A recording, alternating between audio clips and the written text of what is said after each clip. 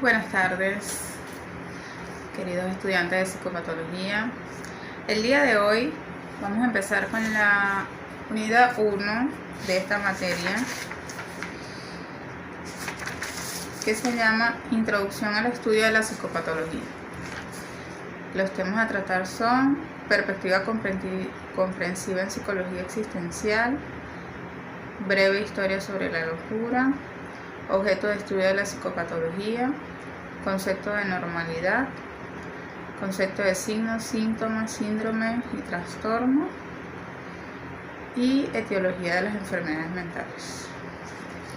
Estos son los temas que vamos a tratar a lo largo de esta clase. Tal vez no en el mismo orden, pero sí todos. Bueno, para empezar, me parece sumamente importante para iniciar esta aproximación al estudio de la psicopatología que en primer lugar como futuros profesionales de esta área de estudio que se ocupa de la mente, la psique humana, y en el caso específico de la psicopatología, el estudio de esos aspectos trastornados, anómalos o clínicamente desviados de lo que se puede considerar una mente, una psique normal.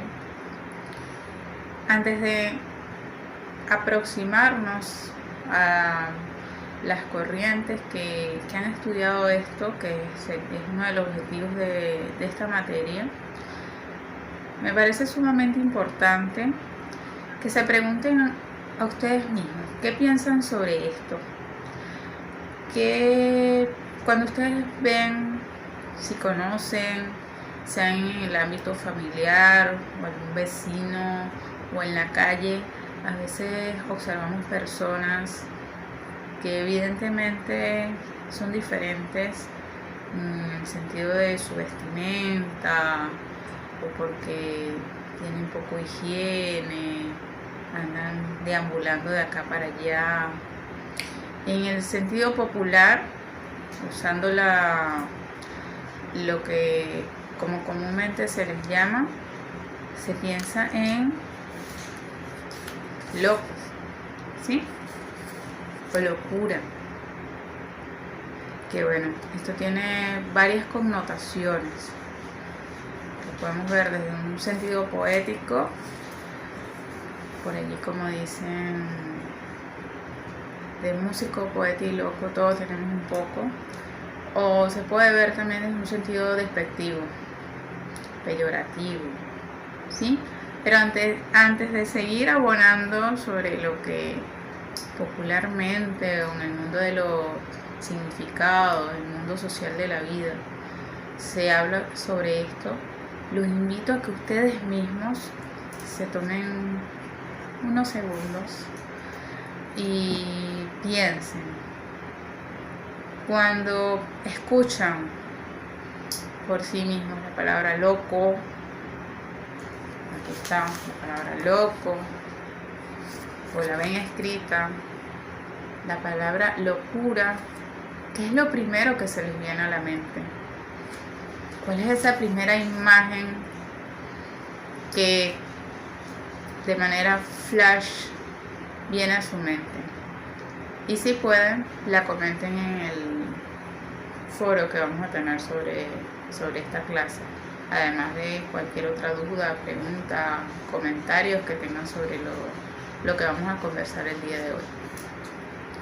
Les decía que me parece sumamente importante esto porque en el día a día los psicólogos gozamos de un ideario popular o sí, de una concepción, así como las personas con las que trabajamos, las personas con algún trastorno mental, si decidimos trabajar en el ámbito de la psicología clínica, también, así como se tiene una imagen de ellos, también se tiene una imagen de nosotros.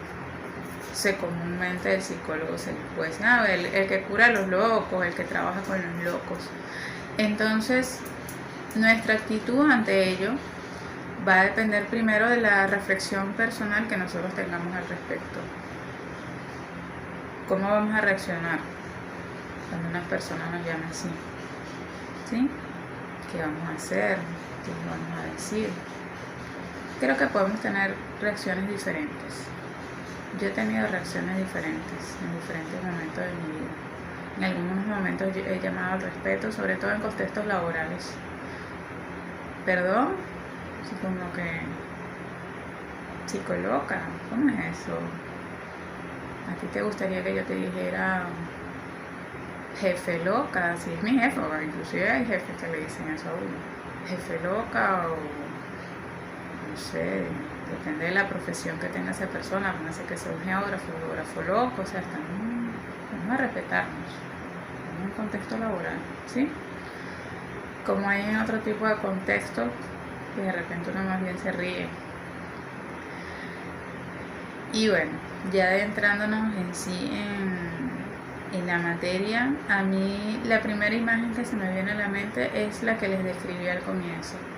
Esa persona que está en la calle, deambulando, muchas veces con lo que uno llama como una capa de todo una capa de suciedad, una capa de negrura que tiene muchos años acumulados. Se ven mucho por acá por la autopista, por la Juan Bautista de Arismendi, se ven chicos caminando. Aquí muy cerca de la universidad, cuando llego, también veo un par de chicos que caminan por allí, casi siempre hombres, ¿sí? Entonces tengo esa imagen mental de la persona masculina que deambula por allí, un poco a veces hablando solo, pareciera como con poca conciencia de sí mismo, por su descuido, como que sin importarle mucho dónde está, si está descalzo, hacia dónde va, qué pensará. Me hago esas preguntas. ¿Quién será su familia? ¿Dónde dormirá? ¿Sí? Así como, bueno, me pueden venir luego otro tipo de imágenes.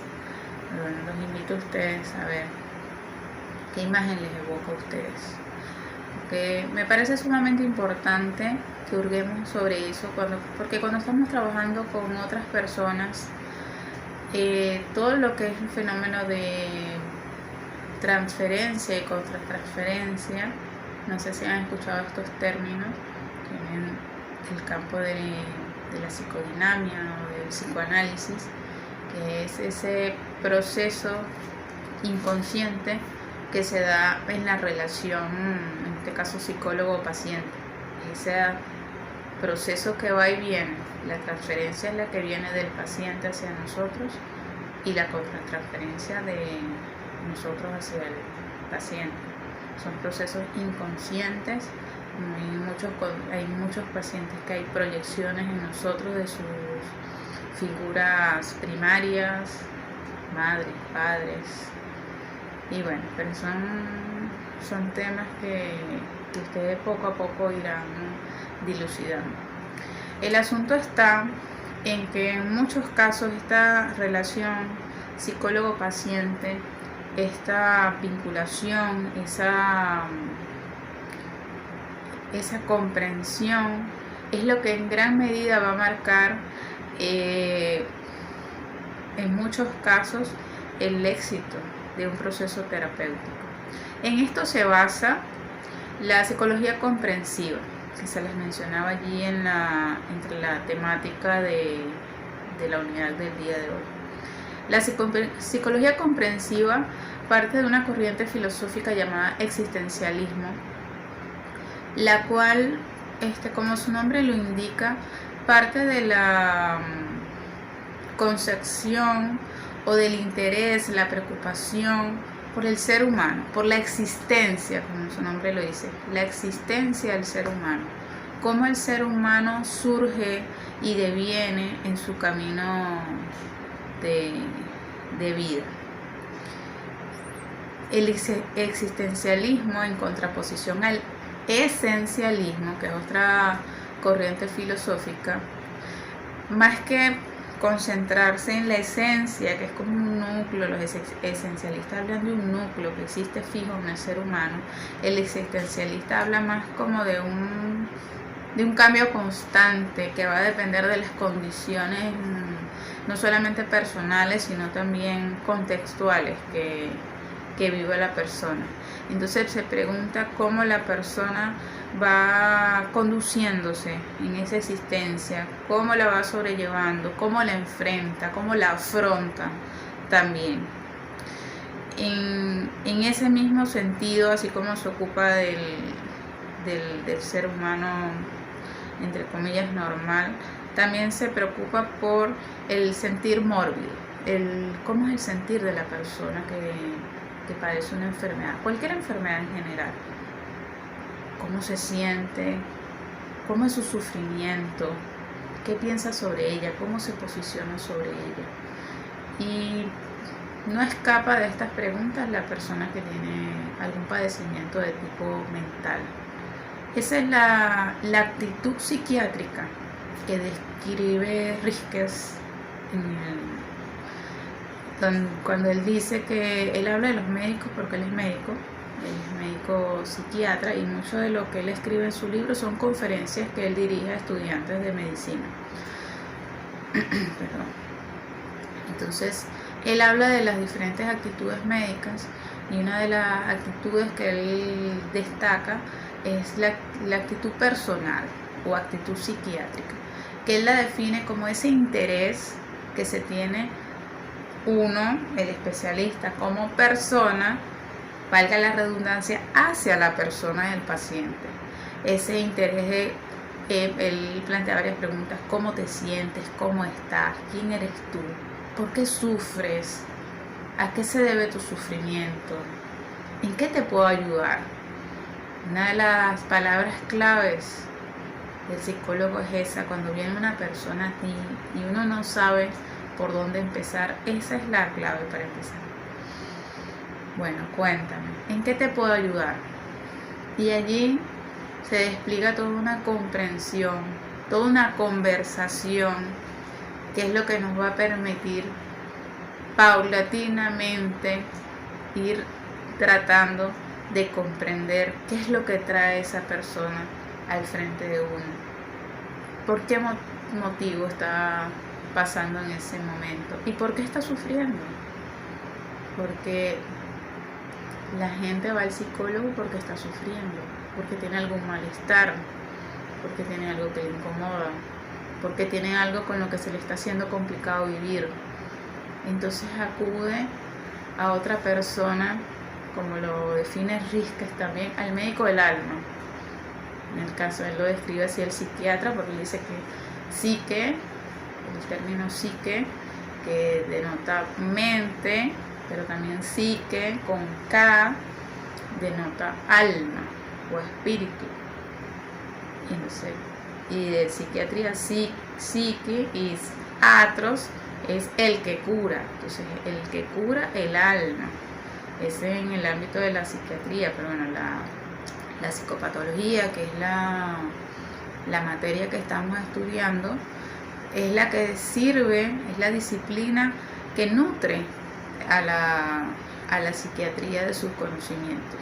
Entonces, en el ámbito psiquiátrico, al igual que en la psicología, se ocupa del ámbito terapéutico.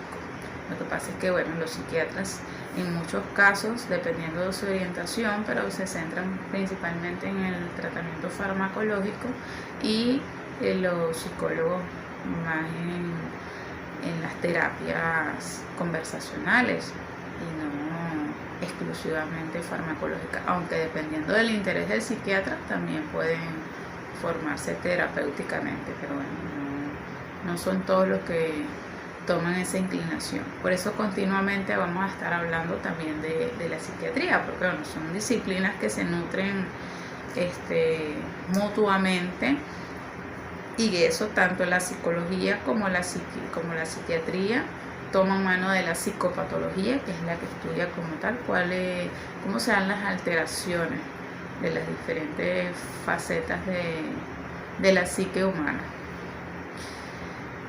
Entonces, en ese proceso, la psicología existencial interviene, como les decía, a través del método fenomenológico, con la intención de captar, describir, indagar cuál es la intencionalidad de la conciencia humana. ¿Para qué? ¿Para qué la conciencia te muestra eso? ¿Para qué la conciencia muestra esa tristeza en esa persona? ¿O para qué la conciencia, qué está haciendo ver a través de ese malestar? ¿O qué está haciendo ver a partir de la diferente sintomatología que muestra el paciente?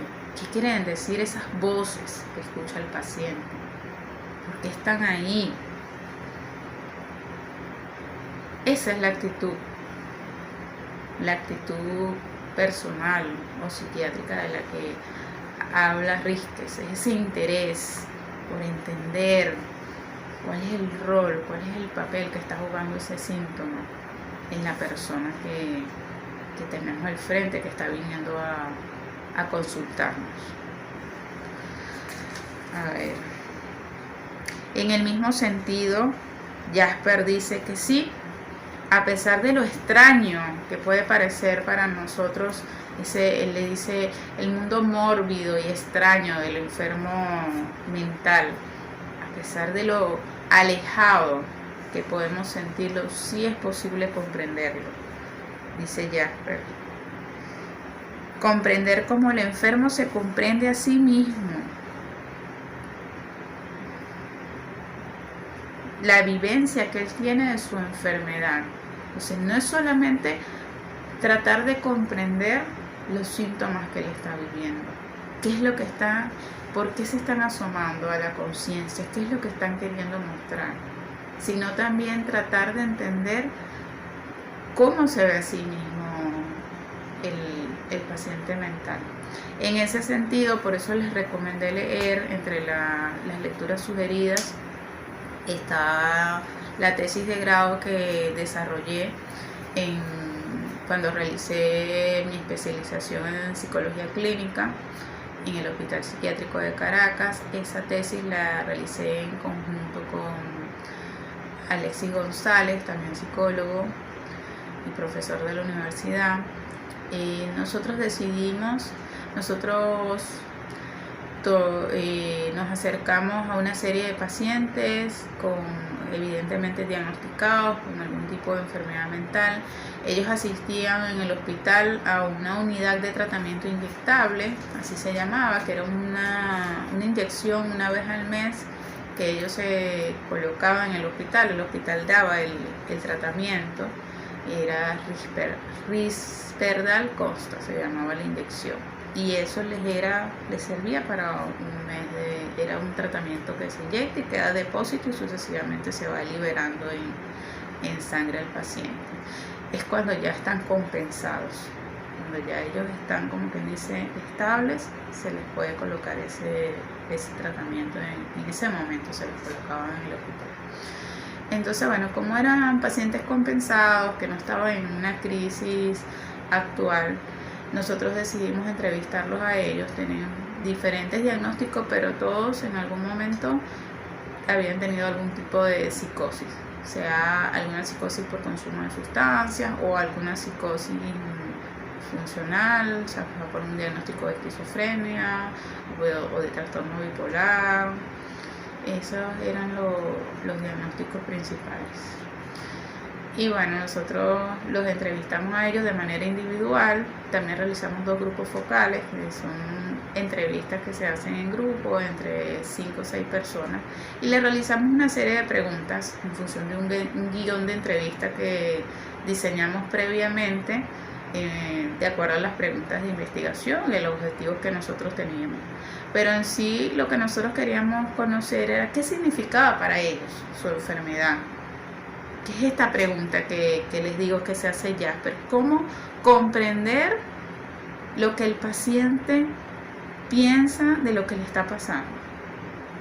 Como comprender su comprensión, es una metacomprensión, comprender cómo ellos comprenden su enfermedad. Y así, bueno, en la conversación con ellos desplegamos una serie de preguntas, desde qué es lo que tú tienes, qué es lo que te ha pasado, descríbeme tus crisis, hasta lo que tú tienes, ¿es enfermedad o no es enfermedad? Un poco para explorar su noción. Y si no es enfermedad, porque varios decían, no, eso no es una enfermedad, eso es que yo soy psíquica, nos respondió una paciente que padecía de trastorno bipolar. Y ser psíquico no es enfermedad, eso es que, bueno, es normal escuchar voces. Y le preguntaba, bueno, y si no es enfermedad, entonces ¿qué es? Y nos daban ese tipo de respuesta. Si ustedes lograron leer esos resultados de las tesis, se lo coloqué porque, bueno, es una manera en que ustedes se pueden aproximar ese discurso del paciente psiquiátrico, esa forma en que ellos hablan, cómo ustedes explorar sin juicio. No es que la paciente les va a decir, no, yo soy psíquica, y usted, no, es mentira, tú no eres psíquica, porque quieres que se haga consciente, tenga conciencia de enfermedad. No es la manera. Primero tienes que explorar, escuchar, conocer por qué esa persona dice eso, de dónde viene eso, quién te dijo eso, de dónde tú sacaste eso. Muchas veces tienen que ver con manifestaciones culturales. Y precisamente a lo largo de los siglos, y de allí te viene el tema que les señalaba en relación a la breve historia sobre la locura, es que a lo largo de los siglos le menciono varias veces la palabra locura porque esa es la forma como se le ha ido llamando, hasta que en algún momento es que se empieza a llamar enfermedad mental o trastorno mental. Pero antes, cuando se creía que la locura provenía de una posesión demoníaca, no se hablaba de enfermedad mental, para nada, no era una enfermedad en ese momento. En ese momento era considerado, como estamos hablando de antes en la Edad Media y luego ya en la Edad Media, el siglo XV, inclusive antes en la antigüedad, la concepción que se tenía era de personas poseídas por el demonio, tiene espíritus malignos adentro. En tanto, al tener espíritus malignos, es una persona mala, es una persona que debes tener lejos, no debes tener cerca. Y a pesar que eso lo vemos tal vez tan lejos, es algo que cuando uno entrevista directamente a pacientes psiquiátricos, lo sigues viendo todavía, las mismas concepciones. Son las concepciones que seguimos escuchando por ahí. Si alguno ha tenido la oportunidad de ver a algún vecino o algún familiar, inclusive siempre va a haber esas conversaciones en la familia. Antes de ir al psiquiatra siempre van al brujo primero. ¿Por qué? Bueno, porque creen que es un maleficio, que alguien les ha hecho un mal, que es el mal de ojo. El mal de ojo existe, o sea, es conocido, es hablado, se cree en el mal de ojo en todas las conductas, en todas las culturas de este planeta. En todas las culturas de este planeta hay curas para el mal de ojo, hay como contras, formas de... La gente cree en eso, pues algo, lo llamaría Jung, algo que está en el inconsciente colectivo. Entonces, evidentemente, así como la enfermedad física, que mucha gente cuando padece alguna enfermedad física también piensa en eso. No es que me echaron un mal, es que hay alguien que me tiene envidia. Y por eso es que tal día, yo he escuchado un día un sonido extraño en la casa y a partir de ahí le empezó a dar un dolor de cabeza, un dolor en la pierna. Muchas personas piensan eso. Y cuando nos enfrentamos a algo tan extraño tan fuera así, tan impalpable como es la enfermedad mental, es más fácil de este tipo de creencias y de explicaciones. Porque si bien una enfermedad física, bueno, tú puedes hacerte una placa, una radiografía, un examen de sangre, y ahí detectarás unos valores alterados, o es palpable físicamente, puedes ver un enrojecimiento, una herida, o bueno, si es un dolor de cabeza, sientes el dolor de cabeza, y hay fenómenos biológicos, fisiológicos, comprobables. En cambio, cuando se trata de una enfermedad mental, como lo dice también Rilke, dice esa cosa tan esotérica y tan etérea, que es el alma, que es la mente, es lo que estudiamos nosotros. ¿Cómo se palpa eso? ¿Dónde está eso? ¿Dónde está la mente? ¿Cómo se determina? Hay corrientes de la psicología como la conductista que ha procurado por eso ceñirse a la conducta humana, al observable, y medir eso. Pero bueno, desde otras perspectivas pensamos que está bien, vemos la conducta, eso es cierto, la podemos observar, pero ¿cómo deducimos a partir de esta conducta qué es lo que está pensando la persona?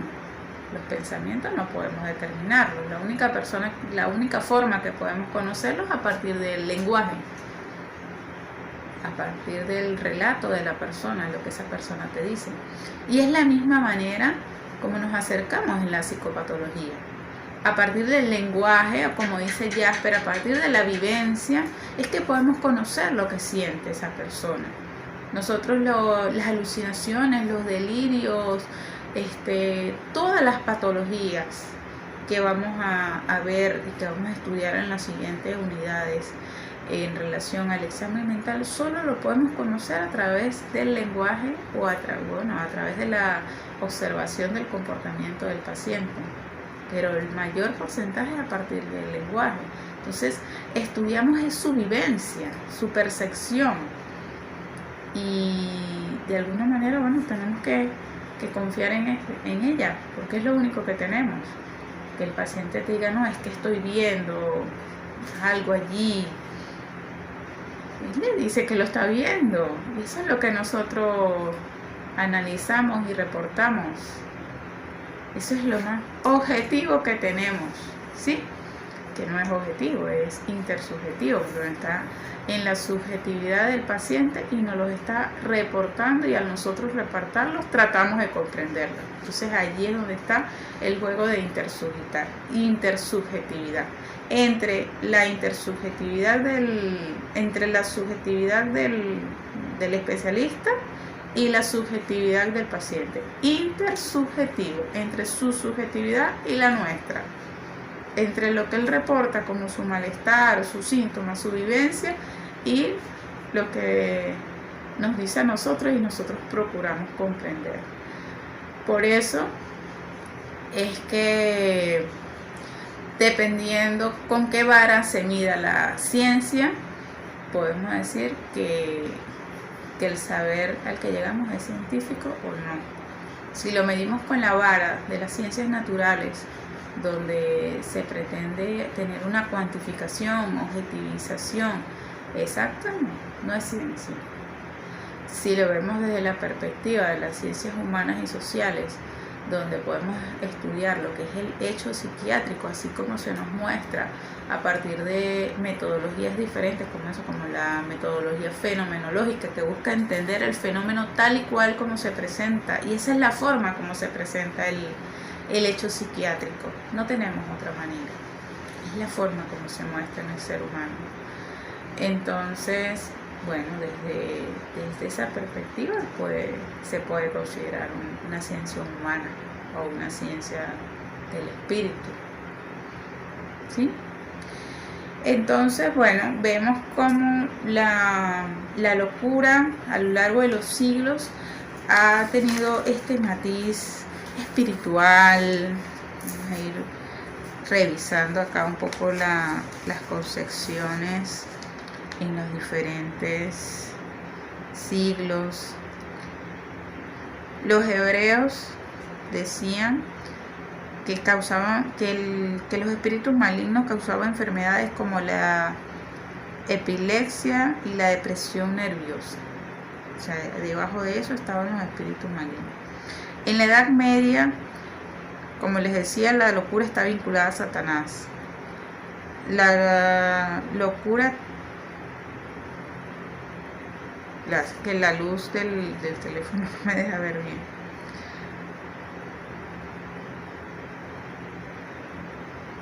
La locura tenía el privilegio de causar todo aquello que hay de malo en el hombre. El diablo causaba todo tipo de males humanos. En el siglo XV, el rol de la locura fue relevar la lepra y otras enfermedades venéreas. O sea, el rol que en ese momento jugaba la lepra y otras enfermedades de transmisión sexual, vino la locura como que a reemplazarla, en el sentido de hacer como el centro de lo peor, así como que donde recaía lo peor de la sociedad. Este autor, Michel Foucault, que fue un gran crítico de la forma como se trataban las personas aún llamadas en ese momento locas o con locura, nos habla de la nave de los locos. Stultiferra navis o Narren Schiff. Esto creo que es alemán.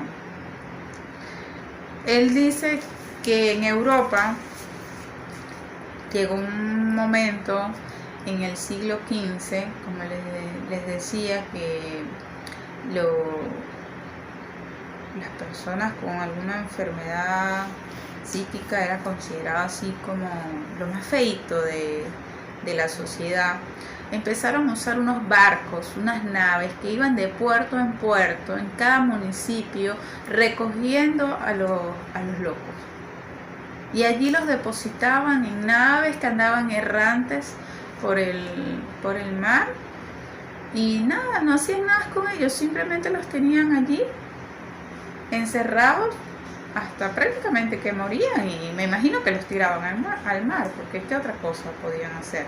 Era simplemente para deshacerse de ellos, era todo, ese era el tratamiento, que no estuvieran allí entre las personas. Y en otros momentos, cuando no estaban en las naves, los corrían a palos de las ciudades hasta que salieran del área de la ciudad. La gente los perseguía como si fuera un juego, les tiraban piedras, los apaleaban, porque bueno, si eran considerados como lo peor de la sociedad, no se les tenía ningún tipo de respeto. O si eran considerados como poseídos de espíritus malignos, tienes que irte de aquí, o sea, eres un bicho malo, feo.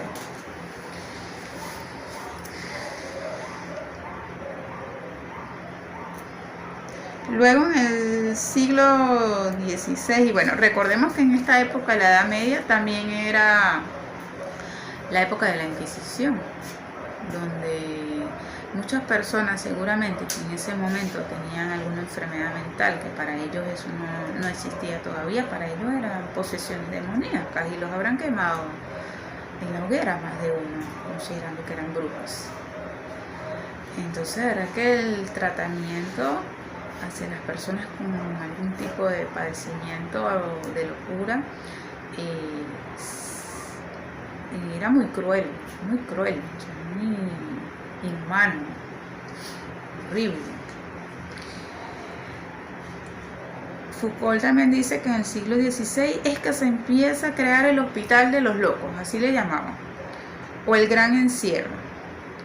En este momento es que se inicia más o menos a tener como cierta idea de que posiblemente esto se trata de alguna enfermedad, pero todavía no tenían alguna concepción de que, bueno, ¿a qué se debía esto?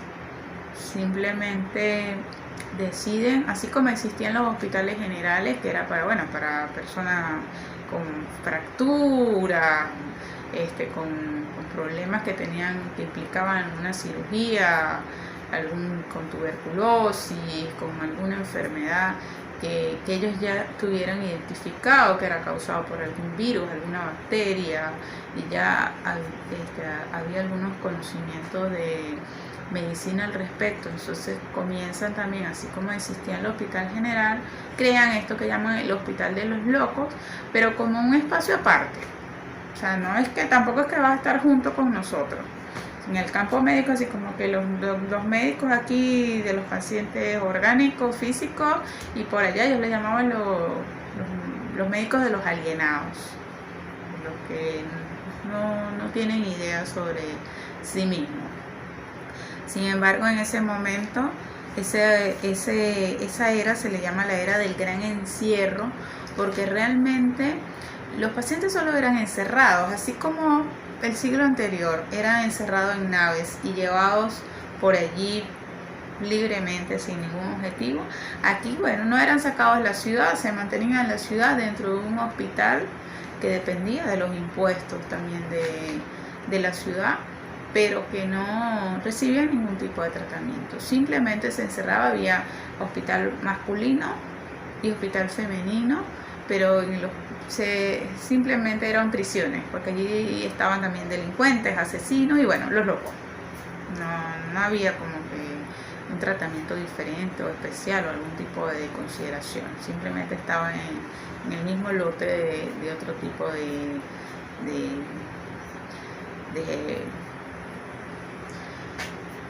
personas que habían hecho daño a la sociedad. En ese sentido, por ejemplo, en Francia, que tal vez lo van a escuchar por allí, es bueno que se aprendan el nombre, el hospital de mujeres se llama La Salpêtrière, que era donde trabajaba Charcot, el que estudió muchísimo la histeria. Y el hospital de hombres se llamaba Maison de... no me deja ver... Charenton. Maison de Charenton.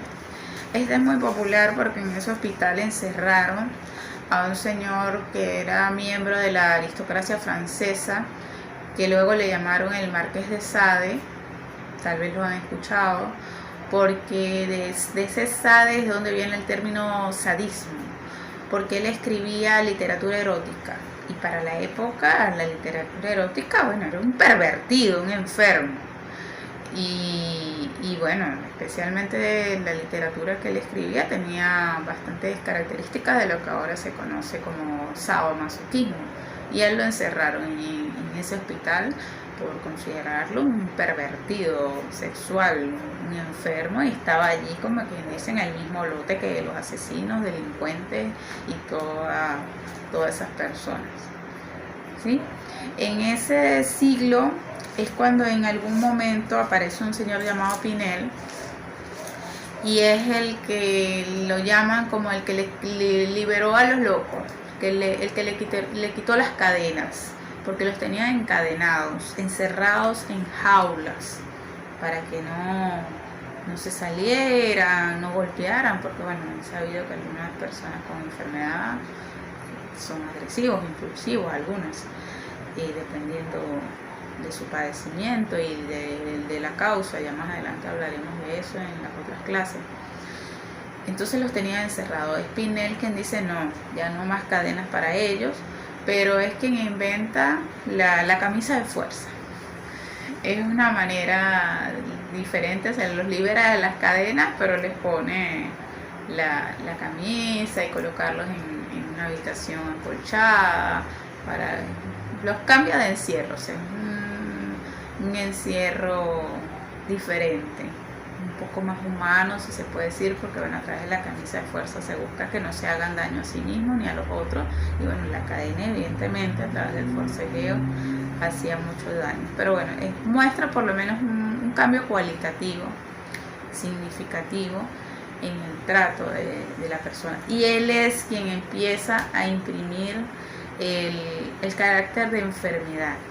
Es quien empieza a decir, oye, estas personas tienen una enfermedad, no es una posesión demoníaca, no es un asunto que deba encargarse simplemente la iglesia, porque en ese momento también quienes iban a hacer algún tratamiento o quienes tenían también estos hospitales de locos bajo su mando eran las religiones, porque se consideraba que su forma de tratamiento era a través de la oración, a través del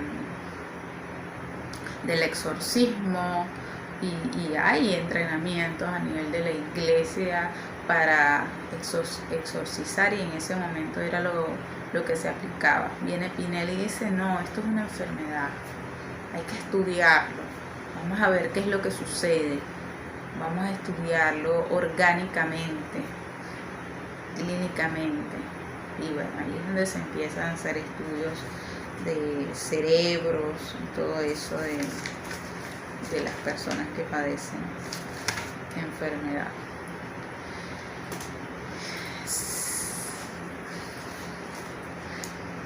En el siglo XVIII, porque esto que hizo Pinel fue en el XVII, en el siglo XVIII tenemos entonces estudios en diferentes partes de Europa, en Alemania, en Francia principalmente, y allí es donde está Kraepelin, que es a quien se le conoce como tal, como ya uno de los iniciadores del estudio de la enfermedad mental, luego de Pinel. O sea, Pinel es como quien dice el que libera a los locos de las cadenas, pero es Kraepelin quien de repente hace un estudio más detallado. Por supuesto, pasa tiempo, pasan años para cuando se decide comenzar a estudiar esto como una enfermedad, y ya Kraepelin un siglo después es que define como diferentes cuadros, es quien habla de la psicosis, es diferente que la epilepsia, que la demencia, establece como entidades nosológicas. Nosológicas es clasificación, diferentes clasificaciones de las enfermedades. Por supuesto, para lo que ellos tenían a disposición en ese momento. Charcot empieza a estudiar la histeria, que era en el hospital de mujeres, y se da cuenta que él en algún momento inclusive creyó que la histeria tenía una fase de posesión demoníaca, pero luego la sigue estudiando y va considerando que tiene que ver con los traumas infantiles, con las experiencias tempranas que tuvieron estas mujeres, muchas emociones reprimidas, las cuales se expresaban en el cuerpo y no a través de la palabra. Es cuando comienzan a hacer los estudios de hipnosis y a través de cura, a través de la palabra. Y bueno, de allí, como que dicen adelante, es cuando empieza todo el estudio como tal de la enfermedad mental y de las diferentes corrientes de la psiquiatría, aunque la psiquiatría como tal se viene a conocer es después de la Segunda Guerra Mundial. Fíjense que las guerras mundiales también en el ámbito de la psicología, después de la Segunda Guerra Mundial fue cuando se inventaron los test de inteligencia, porque luego que los heridos de guerra, las personas que quedan vivas, bueno, los muertos no pueden decir nada, lamentándolo mucho, pero las personas que quedan vivas, que quedan sin brazos, sin piernas, que se vivieron un estrés tan fuerte, yo no sé si la palabra sea estrés, porque hay un sufrimiento humano tan fuerte, que es el tener día a día, segundo a segundo, la muerte montada encima, sintiendo que en cualquier momento les cae una bomba o les dispara un gas, lo que sea. Se nota como estas personas, muchos le llaman neurosis de guerra, neurosis de la grita. Muchos tenían reacciones muy extrañas que llamaron la atención, como de repente estaban en un lugar y se iban de frente contra los contrarios, así como que bueno, esto se acabó, y se lanzaban de frente disparando y como sin ningún sentido, se lanzaban prácticamente a la muerte. O como otros se quedaban encerrados en un lugar, en una esquina, y no salían del ensimismamiento, como también las consecuencias que tuvo para las personas que quedaron vivas pero con miembros amputados. De todo este choque y este enfrentamiento tan directo y palpable, ¿sí?, a lo que sufrió y vivió esta gente y las consecuencias que tuvo en ellos a nivel emocional, a nivel todos los traumas que provocó, ocasionó en ese sentido que fuera más estudiada la psique humana desde esta posición de presión y de sufrimiento tan intenso. Entonces, después de la Segunda Guerra Mundial, es que hay como tal, se empieza a hablar de psiquiatría y del estudio de enfermedades mentales como de manera más cercana a lo que conocemos ahora, pero evidentemente ha tenido una evolución que es lo que iremos viendo a lo largo de la materia. Entonces, bueno, de este modo, como les decía al comienzo, ya se los mencioné, comprendiendo que todo lo que sea psique, psicología, psiquiatría, psicopatología, psique tiene que ver con eso, con el estudio de la mente, el alma. Entonces, solo que la psicología lo estudia desde un punto de vista de su desarrollo sano, y la psicopatología, como su apellido lo indica, patología, desde sus aspectos enfermos, ¿sí?, trastornados, patológicos, o como se le decía en algún momento, morbosos, pero ya ese término no se utiliza mucho. Así lo define Tizón como psicopatología, disciplina psicológica dedicada al estudio científico del comportamiento trastornado o anómalo. Él dice que tiene este comportamiento 3 características. Tiene que ser doloroso para la persona que lo padece. Cuando él dice doloroso, no se refiere a dolor físico, sino en el sentido de aflicción. Esa persona siente aflicción por lo que padece. Es incapacitante de otros comportamientos y dificulta el contacto con la realidad. Bueno, eso lo iremos estudiando también, porque actualmente conocemos que hay patologías que no hay una dificultad de contacto con la realidad, tampoco es doloroso, por ejemplo, como el caso de las psicopatías. Para ellos no es doloroso, no les importa, y ellos siguen teniendo contacto con la realidad, siguen sabiendo lo que sucede. Entonces, bueno, en este sentido, esta definición aplicaría un poco más hacia la psicosis, hacia otro tipo de enfermedades, pero no hacia el trastorno de personalidad antisocial, que es como se conoce actualmente la psicopatía.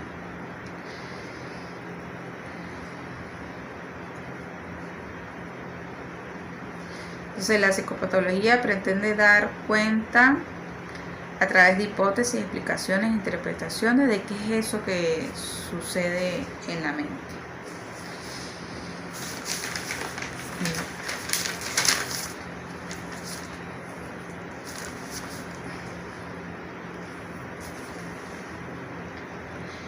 En ese sentido, como lo menciona esa definición general de psicopatología, del estudio de las anomalías de la psique,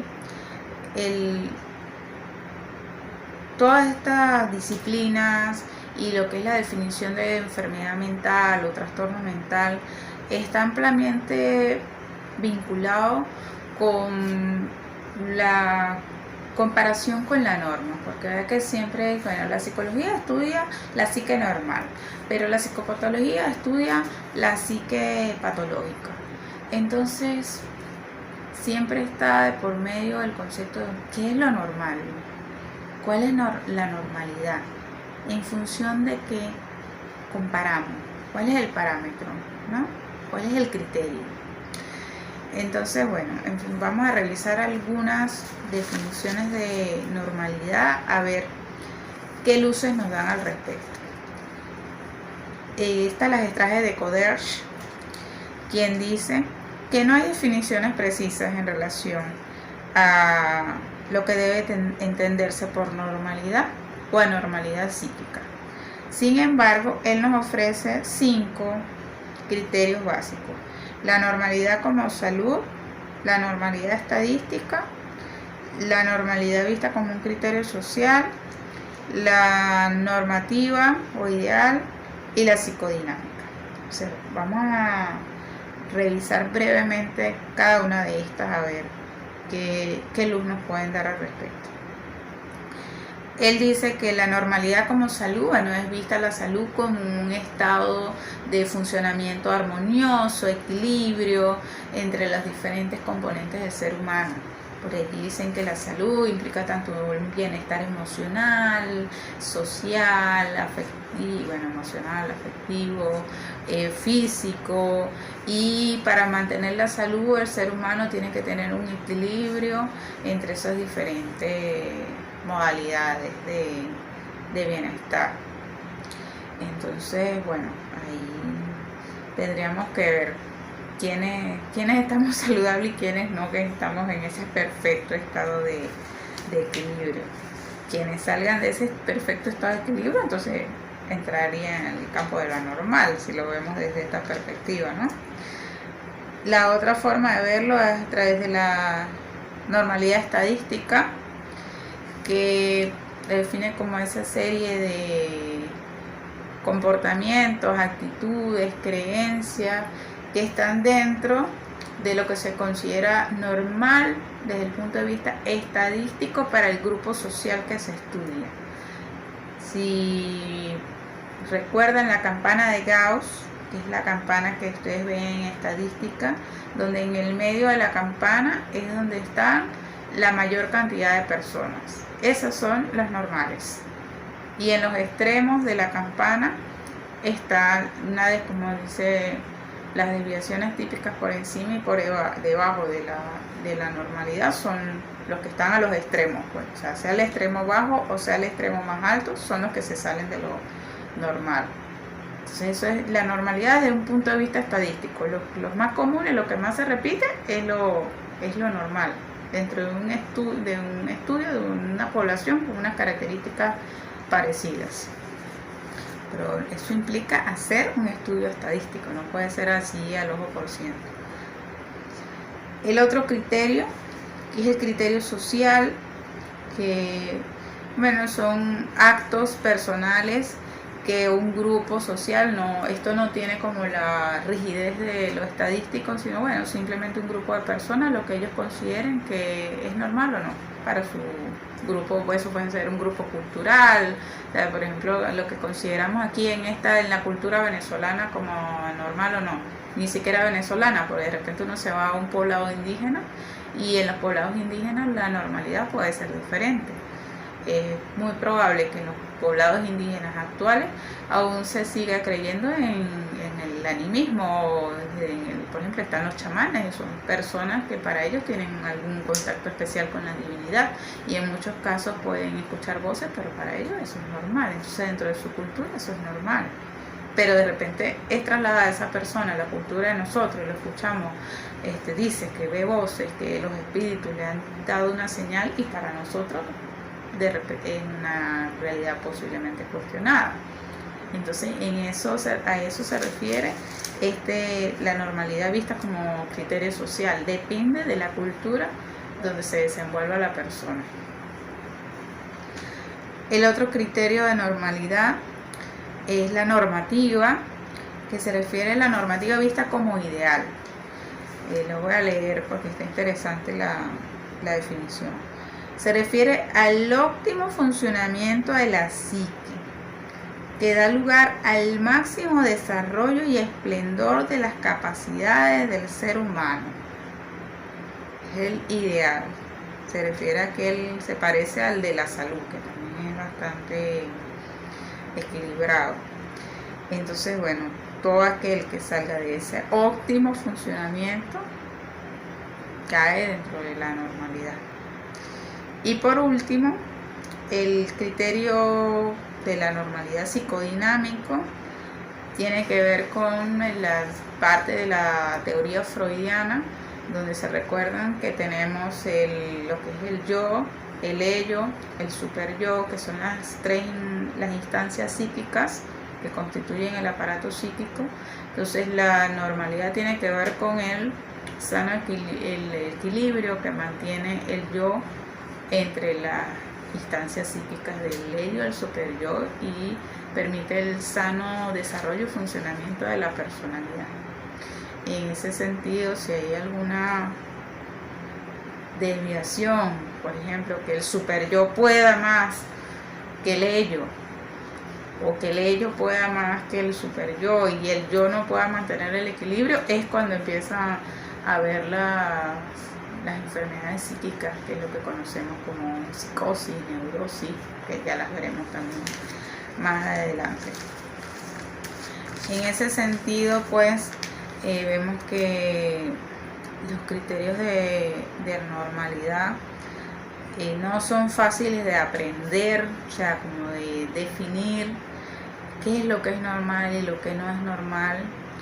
Y al final lo que se ha hecho más recientemente, que sería en el DSM-5, que es el Manual Diagnóstico de Enfermedades Mentales, y el CIE-11, es que se reúne una serie de psiquiatras, son unos comités que realizan estudios por varios años, revisan los manuales anteriores en función de la experiencia que han tenido durante, casi siempre es cada 10 años, que han tenido durante esos 10 años con ese manual, y prácticamente se llega a una convención, a un acuerdo en relación a cuáles son las enfermedades mentales. Esa es la realidad de los manuales diagnósticos que tenemos. Y en función de eso se habla de un comportamiento que sea clínicamente significativo, que se desvíe de la normalidad para poder ser considerado un trastorno. En función de eso les voy a leer precisamente la definición a la que llegó el DSM-5, que es el último manual que tenemos, que es del año 2014, el CIE-10 es del año 2018, pero él no establece como tal una definición como esta. El DSM-5 dice: un trastorno mental es un síndrome caracterizado por una alteración clínicamente significativa del estado cognitivo. Antes de seguir avanzando, vamos, pues dice, es un síndrome, y quedamos que uno de los objetivos de la clase de hoy era diferenciar entre signos, síntomas. Entonces, antes de adentrarnos a la definición, fíjense, un signo es una manifestación objetiva, que se puede palpar, que se puede medir objetivamente. Un síntoma es una manifestación subjetiva, ¿sí? Y un síndrome es un conjunto de signos y síntomas que se ha estudiado previamente, que suelen manifestarse juntos, y es lo que da cuenta de una entidad nosológica. ¿Se acuerdan que anteriormente les hablé de lo que es la nosología? Que es como la que encuadra un cuadro sindromático, un conjunto de síntomas y síntomas que aparecen juntos y que se ha estudiado previamente, que tienen alguna causa también, y por eso es que se manifiestan de esa manera y se pueden ver en un cuadro clínico de una persona. Entonces, el asunto entre signos y síntomas. ¿Qué sucede, por ejemplo, con las enfermedades mentales? Como les dije hace rato, que la mayoría de lo que nosotros observamos son síntomas, pues son subjetivos, porque el paciente nos los manifiesta, nosotros no lo podemos ver. O sea, no podemos tener una manifestación objetiva de unas voces que escucha un paciente. Él lo reporta, es su vivencia, ¿sí? Es lo que él está viviendo, lo que está sintiendo, lo que está observando, lo que está percibiendo. Y él no lo cuenta. Eso es un síntoma, porque es algo subjetivo, ¿sí? Que él lo expresa de manera subjetiva y nosotros también lo expresamos de manera subjetiva. No tenemos manera de corroborar unas voces que él escucha. Entonces, la mayoría de lo que se estudia a nivel de psiquiatría son síntomas. De los signos vendría a ser más el comportamiento que podemos observar, que eso lo vamos a ver cuando vemos la parte de psicomotricidad, que sí podemos observar ciertas alteraciones que pueden ser comunes a varios observadores vemos lo mismo, varios observadores vemos que esa persona efectivamente tiene una catatonia o una intranquilidad psicomotriz, es como fácilmente contrastable, ¿sí?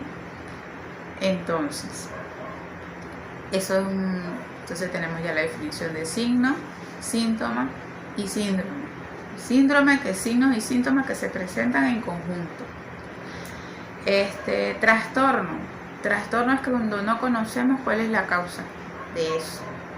Por eso es que la mayoría del área mental se llama trastorno. Trastorno bipolar, trastornos del espectro de la esquizofrenia, trastornos del espectro autista, casi todos son trastornos en el área de salud mental, de psiquiatría, de psicopatología. Porque enfermedad en sí vendría a ser cuando ya se conoce alguna causa. A veces, usamos el término enfermedad porque antes se usaba de manera un poco indiferente, entonces podemos usarlo como sinónimo, pero tenemos que saber que trastorno es cuando no tiene definida la causa y enfermedad cuando ya se tiene alguna causa conocida, estudiada. ¿Ok? Entonces, seguimos ya ahora sí, de nuevo con la definición de trastorno mental, por eso ellos colocan trastorno mental. Es un síndrome caracterizado por una alteración clínicamente significativa del estado cognitivo, de la regulación emocional o el comportamiento del individuo, que refleja una disfunción de los procesos psicológicos, biológicos o del desarrollo que subyacen a su función mental. Vean lo que les dije hace rato, alteración clínicamente significativa, ¿sí? Del estado cognitivo, emocional o del comportamiento. ¿Cómo sabemos que eso es una alteración clínicamente significativa? Porque esos son los criterios que nos dan los manuales diagnósticos. Lo que vamos a estudiar cuando veamos los manuales diagnósticos, el criterio para que eso sea clínicamente significativo es este y este. Usted tiene que haber observado esto o esto para que eso sea clínicamente significativo. Es en función de un acuerdo que han llegado una serie de especialistas a lo largo de los años y han determinado que ese es el criterio clínicamente significativo.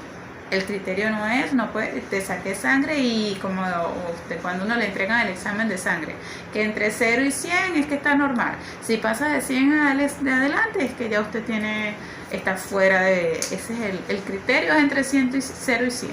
Si usted sale de ahí, ya está fuera de la normalidad. Aquí el criterio es el que vamos a ver en los manuales diagnósticos, para ver que es clínicamente significativa la desviación mental, la enfermedad, el trastorno que tiene esa persona.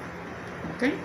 Entonces, por eso les hablé al principio de la psicología comprensiva, del método fenomenológico, porque a fin de cuentas muchas veces hacemos más arte que ciencia, en el sentido que es un asunto de observación, es un asunto de intuición, pero no vista la intuición de una manera banal, sino de intuición también en función de un saber que se tiene, del conocimiento clínico, de la observación clínica, de la práctica, del observar personas con padecimiento y poder tener, como quien dice, ese criterio clínico que te lo establece el manual, pero también el criterio clínico de la experiencia, de la práctica, que tú puedas observar y decir, esto es una psicosis, que es el objetivo que ustedes aprendan a diferenciar. Esto es una psicosis, esta persona tiene características de trastorno bipolar, o esto parece más un trastorno de personalidad. Y por eso los diagnósticos se hacen siempre en equipos de trabajo, porque es contrastar los criterios para poder llegar a un diagnóstico. Porque bueno, una sola persona es una psique viendo otra psique y bueno, podemos fácilmente errar. Son criterios que tendremos que aprender a leer y a observar y a discriminar. Hay que tener mucho sentido de discriminación. ¿Ok?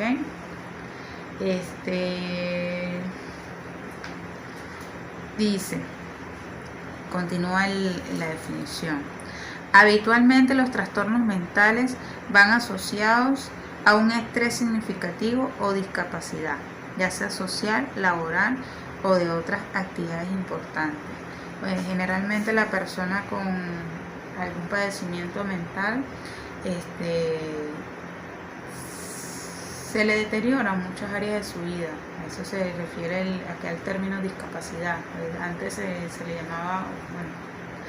le llama una discapacidad, por ejemplo, sociolaboral, personas que de repente luego que padecen una enfermedad mental o tienen ya varias crisis, ya comienza a haber un deterioro cognitivo significativo, les cuesta mantener el ritmo de trabajo en algunos casos, porque bueno, de repente han tenido muchas crisis y se les dificulta o les cuesta mantener los amigos, ya la gente no quiere estar con esa persona también, por ejemplo, si ha estado deprimida por mucho tiempo, tampoco le interesa mucho el contacto con otras personas, se comienza a tener lo que se le llama eso como una disfunción social, también se le llama disfunción, discapacidad social, laboral,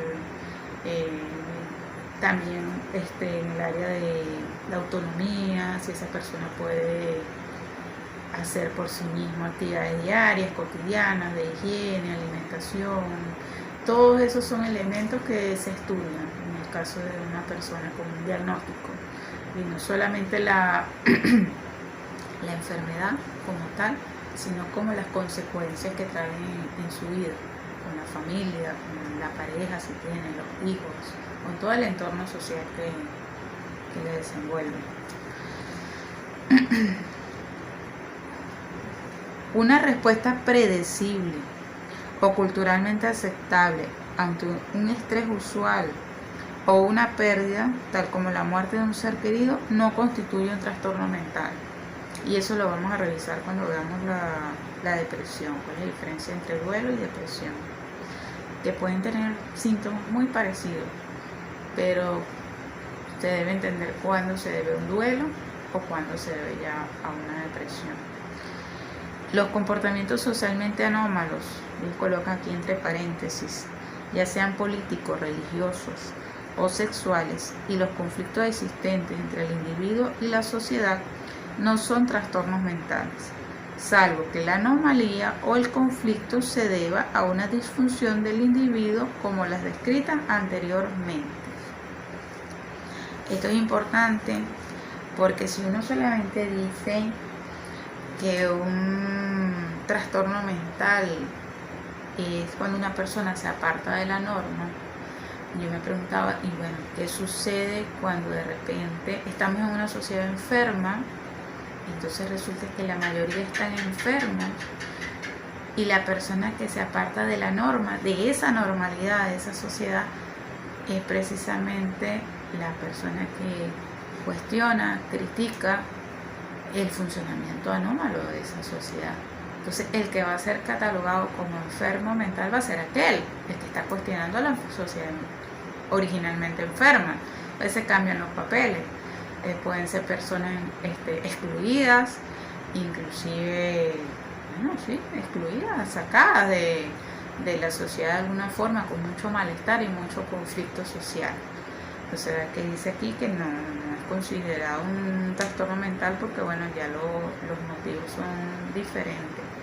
A menos que la disfunción se deba a una patología como las anteriormente establecidas, a menos que eso se deba evidentemente a un trastorno mental. Como les digo, en algunos casos pueden ser muy finos los límites entre lo que es y lo que no es. Pero cuando empecemos a ver los manuales y ya ustedes empiecen a familiarizarse con igual a partir de la siguiente unidad, que empecemos a ver el examen mental, empecemos a ver cuáles son las alteraciones de cada uno de los procesos cognitivos, cuáles son las alteraciones de la atención, de la afectividad, de la sensopercepción, las alteraciones del pensamiento, de la psicomotricidad, del lenguaje, de la orientación. Ya ahí ya ustedes empezarán, como que dice, a ir teniendo esa forma de discriminar entre lo que es patológico y lo que no, porque visto así en abstracto es difícil de encontrar cuál es la diferencia. Entonces nos empezamos a ver síntomas en nosotros mismos. ¿Será que estoy loco? Yo también. No, entonces empezamos allí a observar. A ver, déjenme chequear si ya tenemos cubiertos los temas de hoy. Ajá. Tenemos aquí, nos falta el tema de la etiología. La etiología de las enfermedades mentales. La etiología es cuál es la causa de las enfermedades mentales. Ya hemos analizado hoy que antes que se considerara enfermedad mental era considerada posesión demoníaca. Luego, bueno, empezó, como quien dice, lo que hizo Pinel de quitarle a los locos las cadenas. Kraepelin empezó a clasificarlos. Ya conocemos que actualmente tenemos unos manuales diagnósticos. La enfermedad mental o el trastorno mental, más bien, como lo leíamos ahorita, es una desviación clínicamente profunda de los aspectos cognitivos, afectivos o comportamentales. Y entonces, ¿a qué se debe esto? Si es eso, es eso. ¿Pero a qué se debe? ¿Cuál es la causa de todo esto? Y bueno, como lo que ya les he contado el día de hoy, se pueden decir dos cosas. Uno, que pueden ser múltiples causas, ¿sí? Es decir, que no hay una causa estrictamente estudiada y conocida para que uno pueda generalizar que ya los trastornos mentales se deben a tal cosa. Por eso es trastornos, porque no tienen una causa única o una causa establecida, o hay que estudiar caso a caso en particular para ver a qué se puede ver en esa persona. Entonces, bueno, eso lo iremos cuando vayamos estudiando cada trastorno. Nos vamos a procurar detener en cuáles son los últimos estudios, qué es lo que se conoce, para ir diagnóstico por diagnóstico, porque de manera general no podemos establecer. Si diagnóstico por diagnóstico es complicado establecer una causa, y mucho menos si se busca en lo orgánico. Es como en estos días una paciente me pregunta, pues yo le explico todo, hay diferentes hipótesis que la vamos a ver. No, porque la depresión se debe a una disminución de la neurotransmisor de la serotonina, entonces a través tú te tomas el medicamento te va a ayudar a reponer un poco ese equilibrio que tú tienes en los neurotransmisores y tal. Entonces yo le echo todo el cuento de los neurotransmisores, que es una hipótesis, que es la hipótesis en la que se basan los fármacos. Y ella, bueno, una chica inteligente como tiene que ser, si me estás diciendo que, bueno, yo no le indico la pastilla, le estaba recomendando que fuera un psiquiatra para que la evaluara y le dijera si era necesario tomar algún antidepresivo. Me dice, ¿dónde yo me puedo hacer esa prueba de sangre para ver si tengo los niveles de serotonina bajos? En ninguna parte. O sea, no puedes ir a ninguna parte a hacerte el examen a ver si es verdad que tienes el neurotransmisor desequilibrado, que es una de las hipótesis químicas del origen de la esquizofrenia, del trastorno bipolar y de muchas otras enfermedades. Esa es la realidad. Entonces, para verlo de manera más concreta, a mí me parece que una forma de visualizarla es a través de lo que propone Freud, que son las series complementarias, para verlo de lo multifactorial, ¿no? Él habla de las series complementarias, que son 3, que son los factores predisponientes, los factores, las experiencias infantiles y los factores precipitantes. Los factores predisponientes se refieren a todos estos aspectos heredados, cuando se dice que es genético, que la abuelita tenía esquizofrenia, entonces también los nietos tienen el porcentaje de padecerla, o el trastorno bipolar también se ha comprobado que es bastante común el componente hereditario en la depresión, ¿sí? Entonces los factores predisponentes se deben a eso, la parte genética. Las experiencias infantiles, como toda teoría psicodinámica, a todos esos traumas que se han vivido en la infancia, maltrato, carencias afectivas, todo eso hay que indagarlo en la historia clínica. Y los factores precipitantes son aquellos que, bueno, tienes una herencia, naces, tienes unas experiencias infantiles incómodas que causan malestar, desagradables, que no te permiten un sano funcionamiento de tu instancia psíquica, y llega un momento en que hay un factor precipitante, que es un detonante, que es de repente como que dice una violación, sucede muchísimo, una violación, un elemento estresante en el trabajo muy fuerte, una crisis económica, una crisis social muy fuerte que a la gente también muchas veces desencadena depresión. Por eso les recomendé un video que les coloqué para la clase pasada del viernes, que era un documental de Deutsche Welle, que hablaba de por qué unas personas enferman y otras no. Que ahí la hipótesis la vinculaban con el estrés y con la producción de cortisol. Bueno, eso es una hipótesis, ¿sí?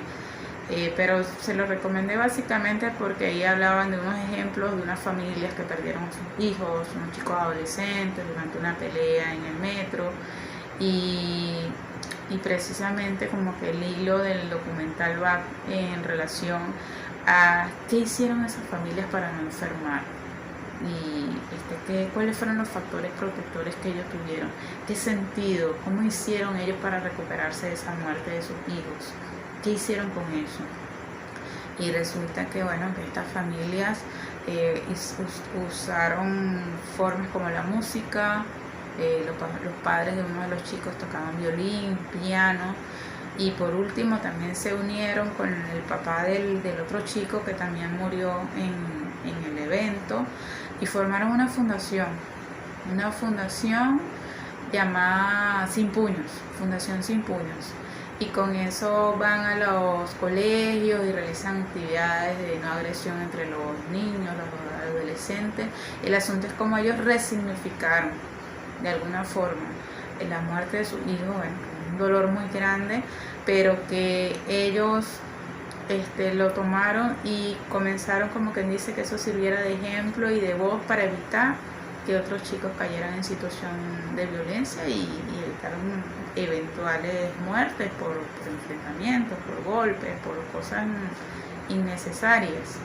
Entonces, como ellos tuvieron ese factor protector, que en el documental le llaman resiliencia, y como de repente otra familia en una situación similar tal vez no hubiera podido. Entonces, ¿por qué unos se deprimen y otros no?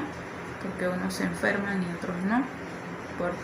¿Qué es lo que hace la diferencia? Es un poco a lo que va el documental, que si no lo han visto los invito a que lo vean porque es bastante interesante lo que plantean. Esa es la pregunta de la etiología de las enfermedades mentales. ¿Qué es lo que hace que algunos se enfermen y otros no? Porque se dice que podemos tener un componente genético, un componente hereditario, pero eso no garantiza que necesariamente vayas a desarrollar la enfermedad, ¿sí? Puede ser que tengas traumas infantiles, experiencias muy complicadas en la infancia. Hay pacientes que a mí me han relatado situaciones terribles, como los papás, unos niñitos apenas 12 años los metían en una habitación, si le tenían miedo al perro, los metían encerrado con el perro, o si llegaba después de las 8 de la noche a andar por ahí en la calle jugando, los dejaban afuera de la casa, durmiendo fuera de la casa, a los 12 años. Allí no les importaba, por esos padres con un carácter muy rígido, muy autoritarios. Y bueno, como son chicos que a lo largo de los años fueron creciendo, y bueno, por ejemplo este que les estoy relatando lo conocí en el servicio de alcohólicos del Hospital Psiquiátrico de Caracas. Él relataba ya un adulto, esto con mucho sufrimiento, muchísimo pesar. Y bueno, como situaciones de la vida ya adolescente, que vendrían a ser los factores precipitantes, lo llevaron a generar un trastorno por consumo de alcohol, y en el caso de él también combinado con otras sustancias, ¿sí? Entonces, bueno, esa es la gran interrogante todavía, a qué se deben las enfermedades mentales que se sigue tratando de encontrar, y que en muchos casos se recurre al estudio del caso único, es decir, persona por persona, indagar la historia genética, familiar de esa persona, las experiencias infantiles y los estresores que pudieron estar antes de que se diera como tal el primer episodio, para comprender en esa persona cómo se dio el trastorno, ¿ok? Como les dije, igual vamos a seguirlo revisando. Bueno, para la clase que viene tienen el quiz, que se los voy a dejar por acá también en línea. Van a tener 24 horas para responderlo. Ya el día miércoles, primera hora del miércoles, lo van a tener disponible, y lo van a poder responder hasta el miércoles a las 12 de la noche. A menos que cuando me corrijan el plan de evaluación me den algún cambio, pero por el momento es así. Entonces, bueno, vimos hoy lo que es la psicopatología, la psicología existencial, que debería ser como una rama transversal para el estudio de la psicopatología desde un punto de vista comprensivo del paciente mental y de su padecimiento, su sufrimiento, su modo de existir. Conocimos un poco acerca de la historia, de lo que se le llamaba y se le llama actualmente desde el punto de vista de la concepción popular como loco, locura, esa diferenciación entre lo que es normal o no, la definición de trastorno mental y la etiología del mismo. Y bueno, allí tienen disponible también el material para la unidad 2, que es vinculado con el examen mental. Vamos a aprender los diferentes elementos del examen mental y cómo se realiza un examen mental. Bueno, chicos, esto es todo por hoy. Vamos a tener un foro de dudas sobre esta clase para que ustedes expongan sus comentarios, sus dudas, cualquier inquietud que tengan. Recuerden lo que les dije al comienzo, cuál es su concepción, qué les viene a la mente.